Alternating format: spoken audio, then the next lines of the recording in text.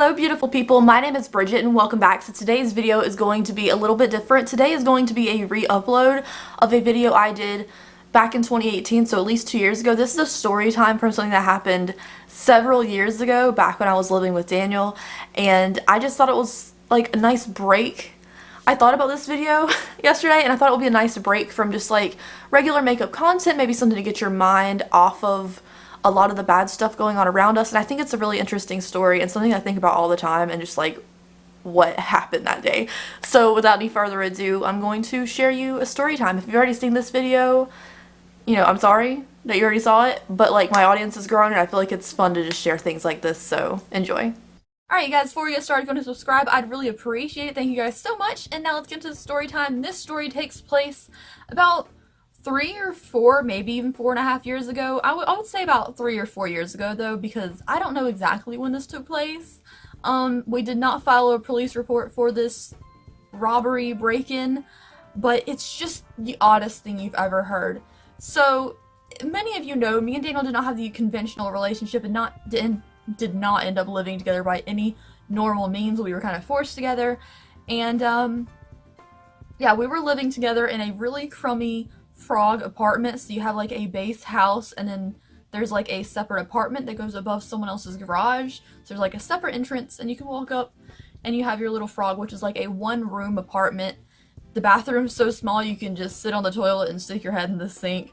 The kitchen is so tight that you can't pull the counter out of the wall and like be in the kitchen at the same time. Like, it doesn't work. The freaking fridge door opened up to a wall. Like, we were living in a really tiny frog apartment, and we didn't have any money or anything. We were living together just on Daniel's paycheck alone at the time. I hadn't started working at the thrift store yet, so we were working on Daniel's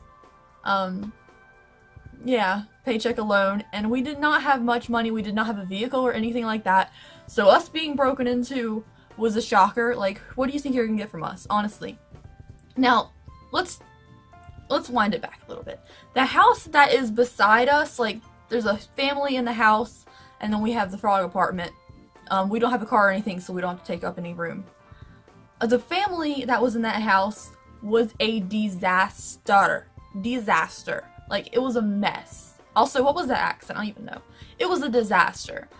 They were always having the cops called on them. There was always something going on, someone fighting, someone knocking on our door saying, "Have you seen this person?" Like, there was always some drama going on with this family, and like the kids were always in jail. They would come back and they would like skip school or something. I don't know. They were a disaster family. There was like 3 kids, 3 teenage kids, and 2 parents, and I don't think any of the parents worked. I think they just stayed there and caused drama. But anyways, we were living in a little frog apartment above some horrible family's home. They were renting it, so it's not like it was their house technically, because people did come in and out after them, but at the time there was this really weird family that was always in some kind of drama or in conflict with the law. And at the time, since Daniel and I were pushed together living in one space, like there was no doors in the apartment, we couldn't stay away from each other, and we were forced in a really bad situation. Daniel and I fought a lot at the beginning of our relationship. Just because it was a lot of tension, like, really weird situation. And on this particular day of this break-in, we had been fighting. Daniel and I had been fighting, and we were loud. I was yelled at, and we yelled at each other. It was a loud argument, so I know the people in the house next to us heard us arguing. But at one point we calmed down and we decided to go get something to eat for lunch, and we had just got enough money to take $10 and go down to the street to cook out to get lunch. And since we didn't have a vehicle or anything, we didn't have money for a vehicle at the time, we started to walk down the road. Now I would say it about take 6-7 minutes for us to go to cook out and get home. So give it about 12-15 minutes, we'd be back home when we left the house. What are the odds that within those, let's say 15 minutes of us being gone, someone broke into our home? Apparently the odds of that are pretty high. So after we got home, we ate. Like a couple hours later, because the food wasn't that filling, Daniel wanted a snack, and he realized that we had these hash browns in the freezer, and he wanted to go get his food. Just because it was really hard for us to go to the grocery store, so we know exactly what we had. in the house, because going to the grocery store is an event, like calling a taxi, waiting half an hour for the taxi to get there, getting groceries, making sure you had things that you could carry really easily, that way you can put it in the back of the taxi, get home, take it out of the taxi cab, and like, it was a whole huge ordeal getting groceries without a vehicle. So we knew what we had in the house all the time. So we knew when we went to lunch that later in the day we'd have to eat something at home because we couldn't go anywhere to get something else. Daniel decided he wanted hash browns. They had been in the freezer for about a month. Put in the freezer, perfectly safe. Realized there's other things to eat. He just wanted hash browns. What's the issue with the hash browns? When we were gone, because they weren't there that morning. When we were gone for 15 minutes earlier that day, one of the kids who were back home from jail had broken into our apartment through the window on the second floor and stolen the hash browns out of the freezer. And that's all they took as far as we knew. And honestly, I don't even know how we realized that day that they were missing, because they had been there forever. And of all the things, like, we didn't have much money, but Daniel still had computers and stuff. He's a very techie guy. We had 2 full-blown computers with monitors and stuff, and like electronics and stuff all in the apartment. But someone decided to go in the freezer and steal the hash browns. Literally, what are the odds we noticed that day? So we noticed, like, what happened? You get home and you're like, the door was still locked. I know the door handle was kind of messed up and kind of broken, but the door was still locked. So Daniel decided, what is going on here? We didn't eat them. I don't even eat hash browns. So he goes downstairs to the house where the family's at beside us, and I don't know how he decided to ask them this, because I never would have gone out there and asked myself. He asked them, hey, have you seen anybody coming into our house? There's food missing out of our freezer. And the people next door were like, no, we haven't seen anybody.